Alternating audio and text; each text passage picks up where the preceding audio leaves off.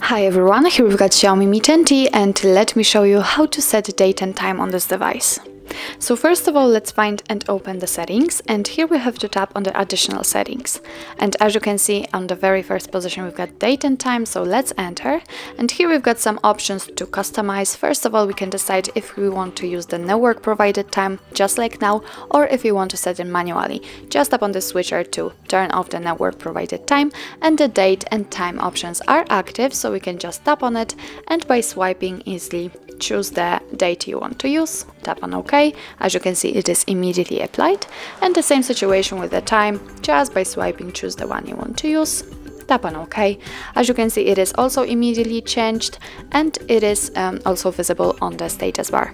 What's more, we can change the time zone, just tap on the switcher and click on select time zone. Tap on the region, and here we've got the list of all the regions from which we can choose, so simply find the one you want to use and tap on it. As you can see, it also immediately appears.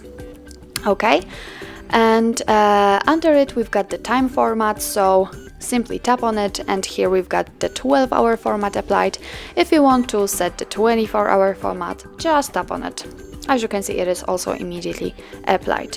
Under it we've got the dual clock option, so if you want to show the clock from the place, from the world you want to check, then just tap on the switcher in order to turn it on and tap on the second clock. Here you can also change the region, so for example the Colombia one.